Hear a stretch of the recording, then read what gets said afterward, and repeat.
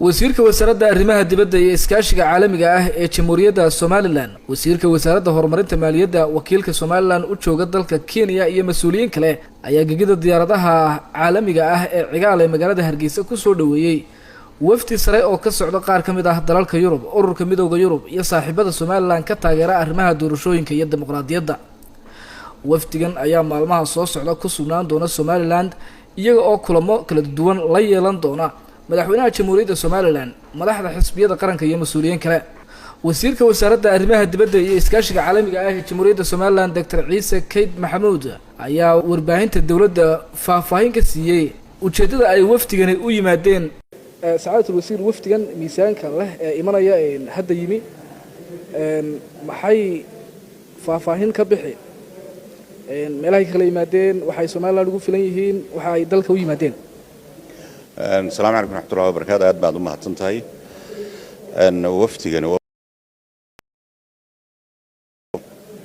أو إن مركي جهريسي أو وفتي إنتهاء أو سفير يوروبيان يودل كيمادو مركا إن دمان يوروب أو دماتمد إن واحد مدة إن سياسة دي أرمها دي بدأ سوماليلاند رنتي يو الدنيا دي إن أد سكوب فرنتي waxaad moodaa in adduunkii uu aad inoo danaynayo inaguna aynu rabno inaynu halkaynu joogno aynu mar walba ka sii wanaagsanano ka sii aynu aad uga sii horumarno marka wafdigan waa kan imaka aad arkayso diyaaradoodu soo degtay imaka aynu kusoo dhaweynayna airportka kadibna madaxweynahan toos ugu teginaa xafiiska madaxweynaha ayaanu haddii la yidhaa ayaanu tegi doonaa marka wafdi aad miisaankiisu aad u weyn yahay oo runtii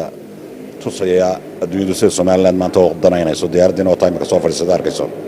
saacadul wasiir wafdiga qastigiisu ma doorashooyinkiiba mise waa si wadada xiriirada aynu dalalka caalamka la lahayn waa korsi qaadista xiriirka aynu adduunyada la lahayn caalamka adduunyada bay noo soo jeedsatay marka waa inaynu mar walba ka faa'iideysanaa aynu la kulanaa la sheekaysanaa wixii tabaala ay qabaan amba ay su'aalo ay qabaan inaynu ka jawaabno ومركا وفتو ساسو يهي